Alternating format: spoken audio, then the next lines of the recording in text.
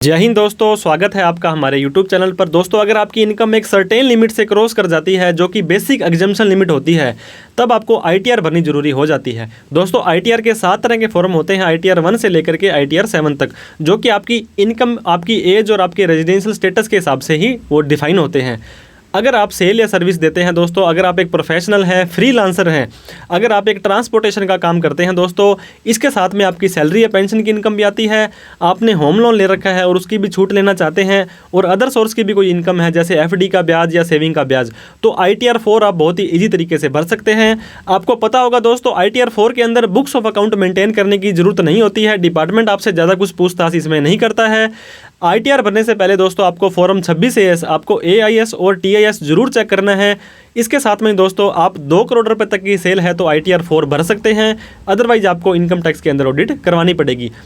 दोस्तों, अगर आपने GST नंबर ले लिया है तो आपको अपनी सेल को GST से भी मैच कराना जरूरी है। अगर आपके पास GST नंबर नहीं है तो आप उतनी ही सेल डालिए जितनी कि GST नंबर लेने के लिए मैंडेटरी नहीं थी। 20 लाख या 40 लाख की जो भी होती है दोस्तों, उससे कम ही आपको सेल या सर्विस रखनी है, ताकि इन फ्यूचर के अंदर आपको इनकम टैक्स से या GST डिपार्टमेंट से कोई भी दिक्कत का सामना ना करना पड़े। तो इस वीडियो के अंदर हम आपको ITR 4 दोस्तों स्टेप बाय स्टेप भर के दिखाने वाले हैं। ये ऑफलाइन जो एक्सेल की यूटिलिटी है उसके सहायता से हम भर के दिखाएंगे। अगर आप ऑनलाइन भी भरते हैं, अभी जो वेबसाइट पर उपलब्ध नहीं है डायरेक्ट वाला, तो वो भी एक तरह से सेम ही प्रोसेस होगा दोस्तों, उसमें कोई ज़्यादा फर्क नहीं है। आपको बस यूटिलिटी डाउनलोड करनी है, उसके अंदर भरना है और आपको उसको जैसन को अपलोड कर देना है। तो देर ना करते हुए चलिए दोस्तों वीडियो को स्टार्ट करते हैं।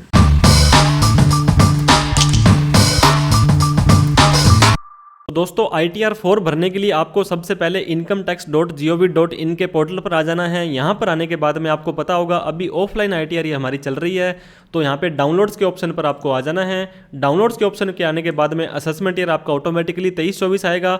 ITR आपको देखो 1 से लेकर के 7 तक होती है। ITR 4 हम भरने वाले हैं।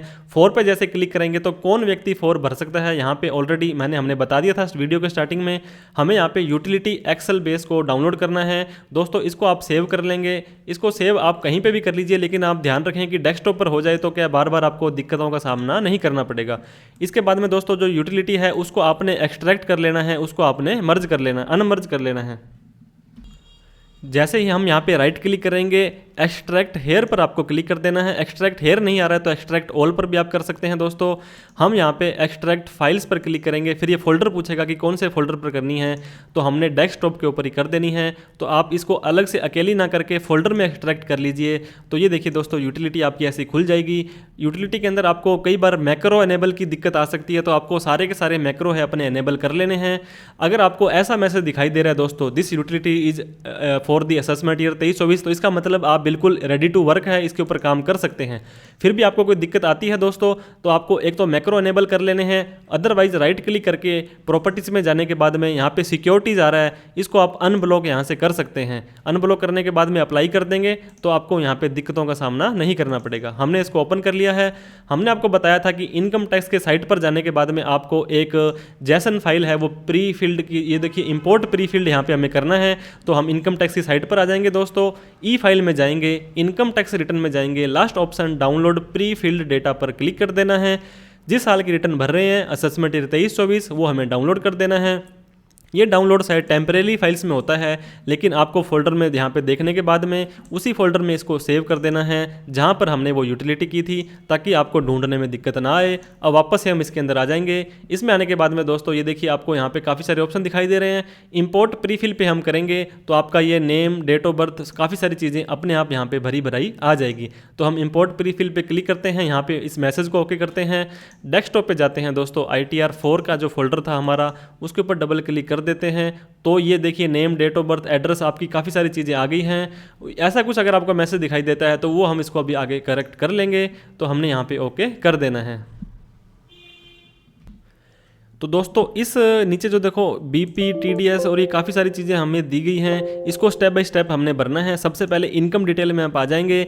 नेचर ऑफ एम्प्लॉयमेंट हमें यहाँ पे सेलेक्ट करना है। अगर आप कोई जॉब या पेंशन के अंदर हैं तो आपको जो भी एप्लीकेबल होता है state government central government select करना है, अदरवाइज आप सिंपली अदर्स पर क्लिक कर देंगे। अगर आपको सैलरी की इनकम नहीं आ रही है तो नॉट एप्लीकेबल भी आप कर सकते हैं कि हमारी कोई सैलरी या पेंशन नहीं आ रही है। अब कौन सी धारा के अंदर दोस्तों आप अपनी रिटर्न भरना चाहते हैं? रिटर्न फाइल्ड अंडर सेक्शन, आपको पता होगा पहली बार अगर आप अपनी रिटर्न भर रहे हैं तो सेक्शन 139(1) आएगा। अगर आप अपनी रिटर्न को 31 जुलाई के बाद भरते हैं तो 139(4) आएगा। अगर आप पहले भरी हुई रिटर्न को चेंज करना चाहते हैं तो रिवाइज्ड आएगा। अगर आपको कमिश्नर ने कोई रिक्वेस्ट आपने लगाई थी और उनको आपने एक्सेप्ट कर ली तो आपका लास्ट वाला ऑप्शन आ जाएगा। ये हमने यहाँ पे सेलेक्ट कर लिया है दोस्तों। इसके बाद में हमें नीचे आ जाना है। ये बोल रहा है have you ever opted for new tax regime, कभी आपने न्यू टैक्स रिजाइम में ऑप्टेड किया था या नहीं किया था? तो हमने पहले नहीं किया था तो इसको हमने यहाँ पे यस कर देना है। अगर हमने किया होता तो दोस्तों पहले वाली 10E के फॉर्म वगैरह और ये सब डिटेल यहाँ पे भरनी पड़ती, क्योंकि पहले हमने न्यू टैक्स लाइव में चले गए थे तो इस बार भी हमें टैक्स न्यू रिजाइम में ही रहना पड़ेगा। अब ये पूछता है ऑप्शन, अब करंट असेसमेंट ईयर में जिस साल की रिटर्न भर रहे हैं आप उस साल में आप कहाँ जाना चाहते हैं? तो हम न्यू टैक्स लाइव में जाना चाहते हैं या हम नहीं जाना चाहते हैं? तो बेसिकली हम नहीं जाना चाहते हैं दोस्तों, तो हमने यहाँ पे सिलेक्ट कर दिया है और आगे जाना चाहिए। अगर आप जाना चाहेंगे तो आपको 10IE फॉर्म और भरना पड़ेगा और उसका नंबर भी यहाँ पे डालना पड़ेगा।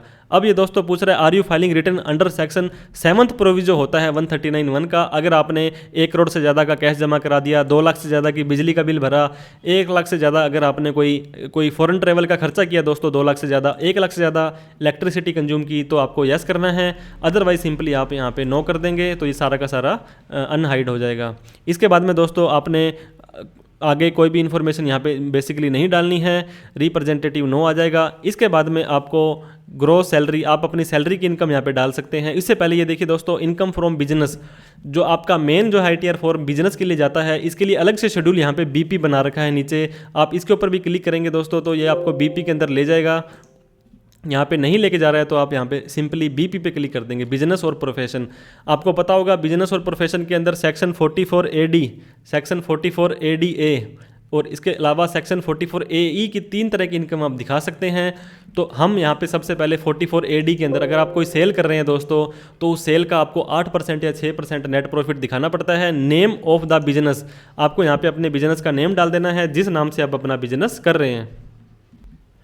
हमारी फर्म का जो भी नाम था दोस्तों, जैसे कि हमने यहाँ पे डाल दिया है। बिजनेस कोड के अंदर आपके ऊपर जो भी कोड एप्लीकेबल होता है, चाहे या जो भी आप सेल परचेज करना चाहते हैं दोस्तों, वो यहाँ पे आपको सेलेक्ट कर लेना है। आपके ऊपर कुछ भी आपको ध्यान नहीं आ रहा है कि हमने यहाँ पे क्या सेलेक्ट करना है, तो wholesale and retail trading of other item के ऊपर आपको यहाँ पे सेलेक्ट कर देना है। अगर आपको समझ नहीं आ रहा है कि आपका आइटम यहाँ पे नहीं मिल रहा है दोस्तों, आप रिटेल ट्रेडिंग करते हैं तो 0, 90, 28 ले सकते हैं। अगर आप होलसेल का काम करते हैं तो यहाँ पे 0, 90, 27 ले सकते हैं। तो हमने रिटेल का काम करते हैं तो retail sale of other product यहाँ पे ले सकते हैं। यहाँ पे डिस्क्रिप्शन आप डाल सकते हैं कि हम यहाँ पे क्लॉथ सेल करते हैं, या कोई भी आप यहाँ पे लिखना चाहें तो लिख सकते हैं। इसके बाद में दोस्तों आपको पता होगा आपको यहाँ पे अपनी सेल का एक परसेंटेज है वो प्रॉफिट में दिखाना पड़ता है। अगर आप अपनी सारी की सारी सेल अदर देन कैश में करते हैं दोस्तों तो आपको उसका जो है 6% कम से कम प्रॉफिट दिखाना पड़ेगा। अगर आपने 10 लाख रुपए की सेल की तो कम से कम 60,000 रुपये का प्रॉफिट दिखाना पड़ेगा। वहीं पर अगर आप दोस्तों एनी अदर मोड का मतलब है कि आप नगद में अगर आप कोई बिक्री करते हो तो उसका 8% प्रॉफिट आपको दिखाना पड़ेगा। मैं आपको बता दूं दोस्तों कि ITR भरने के साथ में आपको कंप्यूटेशन भी बनाना पड़ता है। ये देखिए इसके अंदर आपकी सारी की सारी डिटेल आती है कि कैसे कैसे आपकी इनकम आई, कितना आपने यहाँ पे टैक्स भरा था। तो ये कंप्यूटेशन बहुत ज़रूरी होता है। ITR अकेली अगर आप यहाँ पे लेके जाते हैं बैंक वगैरह में तो आपको कंप्यूटेशन मांगा जाता है। तो विदाउट ITR दोस्तों कंप्यूटेशन की आपकी वैलिड ज़्यादा नहीं रहती है।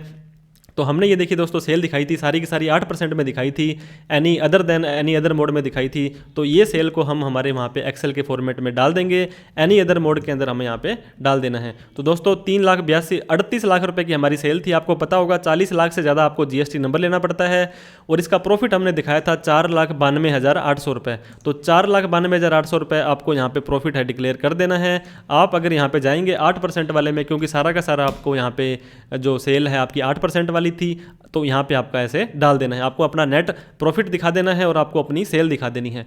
दोस्तों 44ADA के अंदर आपको पता होगा, अगर आप डॉक्टर हैं, इंजीनियर हैं, टैक्स प्रोफेशनल हैं या ऐसा कोई काम करते हैं, ये देखिए सॉफ्टवेयर डेवलपमेंट, डाटा प्रोसेसिंग का काम करते हैं, BPO, तो आपको 44ADA के अंदर जाना है। जो भी आपके ऊपर एप्लीकेबल होता है, देखिए लीगल, अकाउंटिंग, टैक्स कंसल्टेंसी का काम अगर आप करते हैं, आपको कोई भी आपके ऊपर एप्लीकेबल होता है तो सेलेक्ट कर लीजिएगा और वहाँ पे आप उसका बिजनेस डाल दीजिए। इसके अंदर दोस्तों आपको कम से कम 50% प्रॉफिट दिखाना होता है।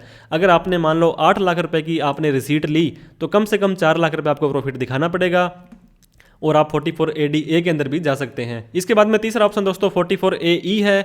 ये आपको पता होगा, अगर आप ट्रांसपोर्टेशन का काम करते हैं, renting of transportation, packers movers हैं, फॉरवर्डिंग ऑफ रेट्स है, कार्गो हैंडलिंग का काम करते हैं दोस्तों, और आपके ऊपर जो अगर आप एप्लीकेबल होता है तो आपको यहाँ पे अपने व्हीकल का नंबर डालना है, RJ जो भी आपका रजिस्ट्रेशन नंबर होता है वो, उसके बाद में उसका डालना है, खुद का है या किराए का है, उसके बाद में कितनी उसकी कैपेसिटी है, और उसके हिसाब से आपको मिनिमम जो है अपना, ये देखिए दोस्तों 7500 रुपये पर टन के हिसाब से, पर मंथ के हिसाब से आपको यहाँ पे इनकम दिखा देनी है। अगर कोई एप्लीकेबल होता है, ट्रक की बिजनेस है, तो आप यहाँ पे दिखा सकते हैं, अदरवाइज सिंपली आपको यहाँ पे नीचे आ जाना है। नीचे आने के बाद में दोस्तों इन्फॉर्मेशन रिगार्डिंग टर्नओवर, आपको पता होगा GST नंबर अगर आपने ले लिया है तो जो GST के अंदर सेल जाती है वही आपको इनकम टैक्स के अंदर दिखानी है। अगर आपका कोई ऐसा केस है कि GST नंबर लिया है तो यहाँ पे अपना GST नंबर डालें और यहाँ पे अपनी सेल दिखाएं जो आपने GST के अंदर दिखाई थी। दोस्तों GSTR 1 का टोटल आप यहाँ पे डाल सकते हैं, क्योंकि सारी की सारी GST की सेल है वो 1 के अंदर ही जाती है।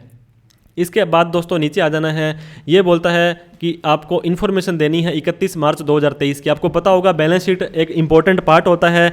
बिजनेस कर रहे हैं दोस्तों और बैलेंस शीट नहीं बनाते हैं, अकेली ITR भरने का कोई फायदा नहीं होता है। बैलेंस शीट और कंप्यूटेशन आपको साथ में जरूर रखनी है। बैलेंस शीट कैसे बना सकते हैं इसके ऊपर हमने ऑलरेडी वीडियो बना रखी है, वो भी आप देख सकते हैं। तो दोस्तों ये 4 चीज़ें जो मेन चीज़ें होती हैं वो तो डालनी ही डालनी है, लेकिन आपको हम ये रिकमेंड करते हैं कि आप अपनी इन्फॉर्मेशन जरूर डालें जो कि आपकी बैलेंस शीट है। जैसे हमने बताया, ये देखिए हमने बैलेंस शीट भर रखी है, जो भी कैपिटल है, अनसिक्योर्ड लोन है, बैंक का बैलेंस है, वो सारा का सारा हमने यहाँ पे फीड कर देना है। तो इस तरह से दोस्तों जो जो आपके पास फिगर्स है आप अपनी बैलेंस शीट यहाँ पे डाल सकते हैं। ये देखिए एसेट साइड का और लायबिलिटी साइड का दोनों का टोटल है आपका मैच होना चाहिए। इसके बाद में आपको सिंपली वैलिडेट क्लिक पर ओके कर देना है। हर शीट के बाद में दोस्तों आपको वैलिडेट करना है और आपको ये देखिए शीट BP इज ओके है, तो इसका मतलब बहुत अच्छी बात है। TDS के ऊपर आ जाना है दोस्तों।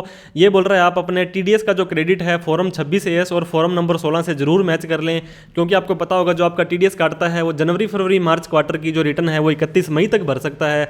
तो हो सकता है उन्होंने अपनी रिटर्न ना भरी हो।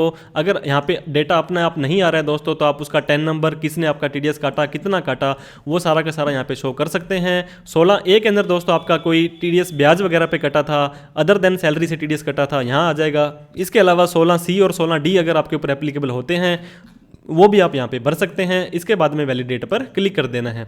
इसके बाद में दोस्तों IT के ऊपर आ जाना है। अगर आपने कोई टैक्स भरा है, डिटेल ऑफ एडवांस टैक्स और सेल्फ असेसमेंट टैक्स, आपको पता होगा TDS, TCS, एडवांस टैक्स और सेल्फ असेसमेंट टैक्स, 4 तरह से हम टैक्स भरते हैं।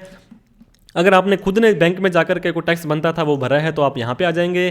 पहले से भर दिया था दोस्तों, जिसकी इनकम जो टैक्स है जो 10,000 से ज़्यादा बनता है उसको एडवांस टैक्स भरना पड़ता है, वो अपने को चालान भरा था तो वो भी यहाँ पे आ जाएगा। कुछ भी नहीं है तो वैलिडेट पर क्लिक कर देना है। TCS के ऊपर दोस्तों आपको पता होगा आपका TCS कलेक्ट किया जाता है अगर आप शराब का कारोबार करते हैं, अगर आपने कोई व्हीकल खरीदा है, कोई कार खरीदी है 10 लाख से ऊपर की, तो और भी 1-2 केस होते हैं वहाँ पर आपका TCS कलेक्ट होता है। फ़ौरन में पैसा भेजा है उसके ऊपर भी अगर आपका TCS कटा है तो यहाँ पर डाल देंगे, अदरवाइज वैलिडेट करके ओके कर देंगे।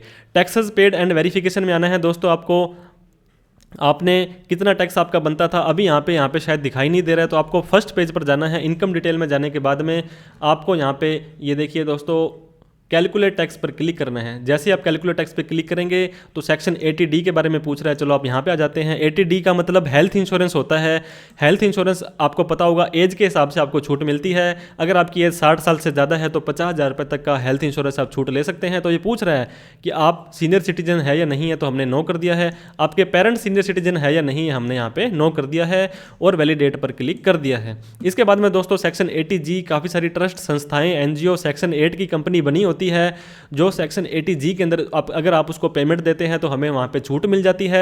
सेक्शन 80G में 4 तरह की होती है दोस्तों। एक तो 100% छूट मिलती है बिना किसी लिमिट के, 50% छूट मिलती है बिना किसी लिमिट के, 100% विदाउट लिमिट, विद लिमिट और 50% विद लिमिट। आपकी कौन सी कैटेगरी है? मोस्ट ऑफ द केसेस में यहाँ पे लास्ट में आप आ जाओगे जो नॉर्मल NGO वगैरह बनी होती है, 50% छूट मिलती है और आपकी इनकम का 10% ही आप छूट ले सकते हैं। तो इसके ऊपर भी हमने यहाँ पे वैलिडेट कर दिया है।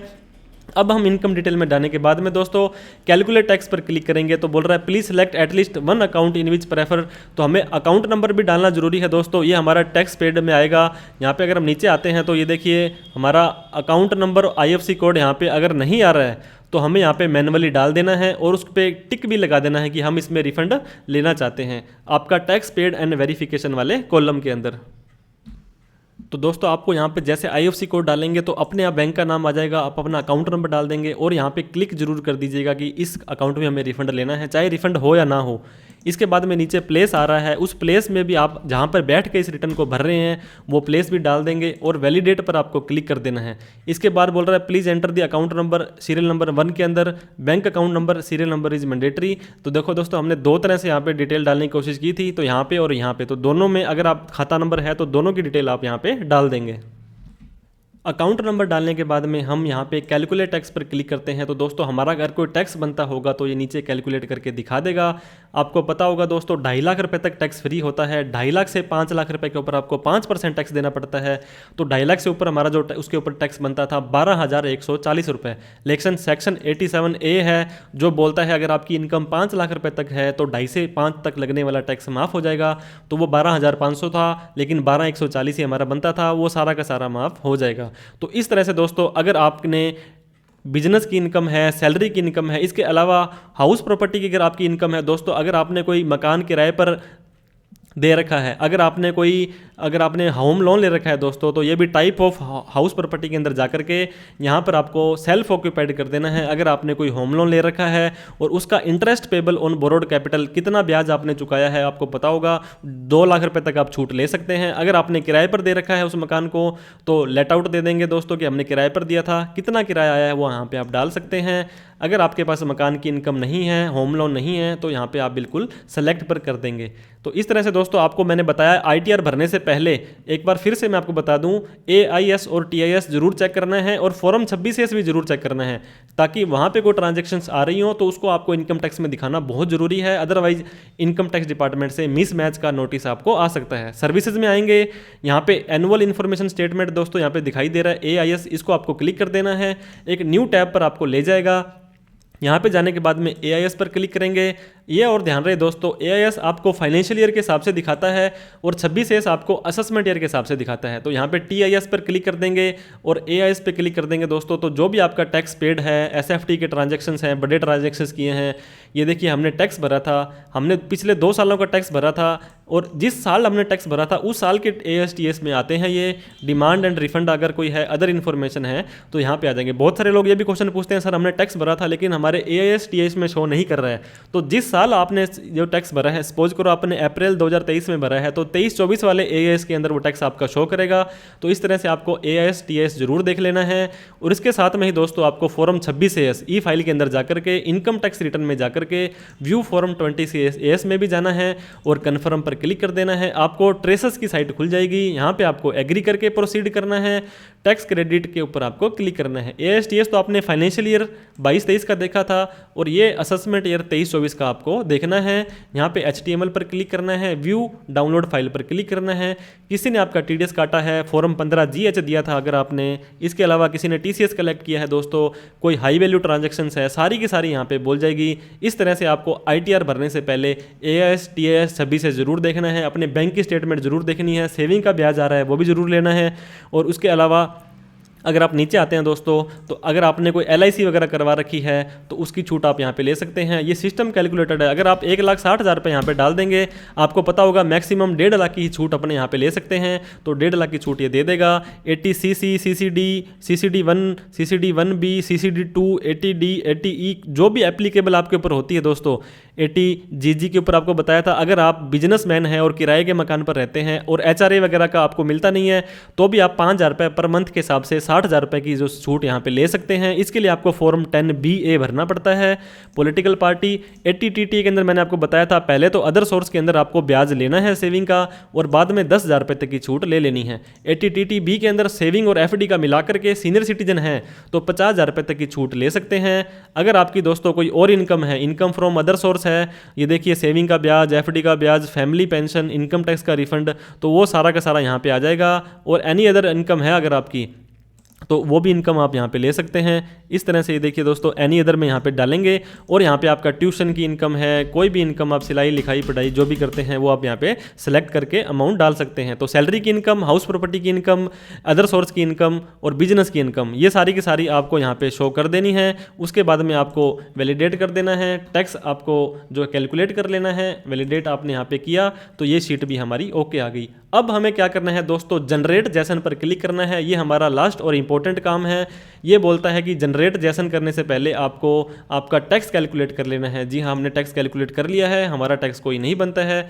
फिर से हमने जनरेट जैसन पर क्लिक किया तो सेम मैसेज अगर आपको देता है तो कैलकुलेट टैक्स पर आपको क्लिक कर देना है। फिर हम जनरेट जैसन पर क्लिक करेंगे दोस्तों तो कुछ टाइम लेगा। ये बोल रहा है कि जैसन इज सेव्ड इन पाथ, जहाँ पर आपका जो यूटिलिटी आपने डाउनलोड करी थी उसी फोल्डर के अंदर आपका ये जैसन है वो सेव हो चुका है।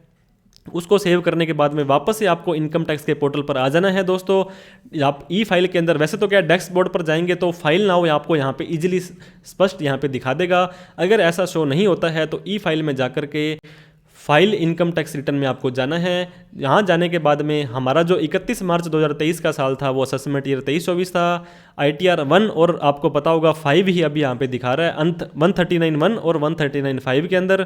44 AD के अंदर आपको, AB के अंदर आपकी ऑडिट नहीं होती है, नो करना है। ITR 1 और 4 ही अभी लग रही है तो हम 4 भरने थे, हमें कंटिन्यू पर क्लिक करना है। अब हमें दोस्तों जैसन की फाइल को अपलोड करना है।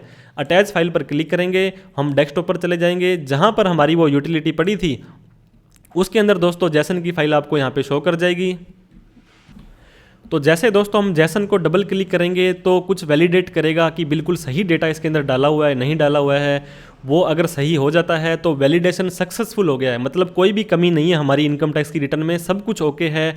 हमें प्रोसीड टू वेरिफिकेशन करना है। आपको पता होगा इस साल से दोस्तों ITR भरने के अंदर 30 दिनों के अंदर अंदर उसको वेरीफाई करना जरूरी है, नहीं तो आपकी ITR इनवैलिड हो जाएगी। जिस दिन आप वेरीफाई करेंगे वो दिन माना जाएगा कि आपने ITR भरी थी। अगर आप ITR को रिवाइज करना चाहते हैं तो ओरिजिनल रिटर्न आपकी वेरीफाई होनी चाहिए। आपको पता होगा 30 दिनों के अंदर अंदर आप इस ITR को बेंगलोर भी भेज सकते हैं। यहाँ पर अगर आपको आ गया, देखिए सबमिशन के बाद में इसको कर सकते हैं, लेकिन हम इंस्टेंट ही इसको वेरीफाई करना चाहते हैं तो पहले ऑप्शन पर क्लिक कर दिया है। अब ये पूछ रहा है कि आप कैसे वेरीफाई करना चाहते हैं दोस्तों, internet banking, through bank account, through demat account, EVC, आपके पास कोई पहले से OTP है, अगर आपके पास डिजिटल सिग्नेचर है, अगर कुछ भी नहीं है तो आधार OTP से क्लिक करना है। इसके लिए दोस्तों आपका पैन आधार से लिंक होना चाहिए। अगर आपका पैन कार्ड आधार कार्ड से लिंक नहीं है तो 30/6/2023 से पहले करवा लें। उसके लिए आपको 1,000 रुपये की लेट फीस भी देनी पड़ जाएगी। हम आधार OTP से कर रहे हैं, एग्री कर दिया और जनरेट आधार OTP हमने यहाँ पे कर दिया है दोस्तों, तो वो OTP हम यहाँ पे डाल देंगे। तो जैसे ही हम OTP डालने के बाद में वैलिडेट करते हैं दोस्तों, लोडिंग लेने के बाद में एक बार फिर से पूछेगा कि क्या वास्तव में आप ये रिटर्न को सबमिट करना चाहते हैं। जी हाँ बिल्कुल, सबमिट पर हम क्लिक कर देंगे तो you have successfully filed and verified your income tax return. तो हमने ITR अपनी भर दी है। डाउनलोड रिटर्न करते हैं दोस्तों और डाउनलोड रिसीट करते हैं। जैसे हम डाउनलोड रिसीट के ऊपर क्लिक करेंगे तो ITR, आपको पता होगा ITR एक्नॉलेजमेंट होती है, ये एक्नॉलेजमेंट नंबर आपका आ जाएगा और इस तरह से आप अपनी ITR 4 है बहुत ही ईजी तरीके से भर सकते हैं। ITR का जो रिटर्न है दोस्तों ये डाउनलोड करेंगे अगर आप तो इसके अंदर थोड़ी डिटेल के अंदर इन्फॉर्मेशन आ जाएगी। कई बार साइट हैंड टू हैंड आपको सेव नहीं करती है। ये देखिए दोस्तों 8 पेजों का फॉर्म है, इसके अंदर भी काफ़ी सारी इन्फॉर्मेशन आपकी आ जाती है। तो इस तरह से दोस्तों ITR 4 आप अपनी भर सकते हैं। वीडियो अच्छी लगी हो तो लाइक ज़रूर करें और भी इस तरह के कंटेंट के लिए आप हमें फॉलो सब्सक्राइब करना बिल्कुल ना भूलें, क्योंकि इस तरह की इन्फॉर्मेटिव वीडियो हम चैनल पर डालते रहते हैं और सब्सक्राइब करने का कोई पैसा भी नहीं लगता है दोस्तों, हमारा हौसला बढ़ जाता है। इस वीडियो को सभी लोगों में शेयर भी करें जो ITR 4 भरना चाहते हैं। Thank you so much. जय हिंद, जय भारत।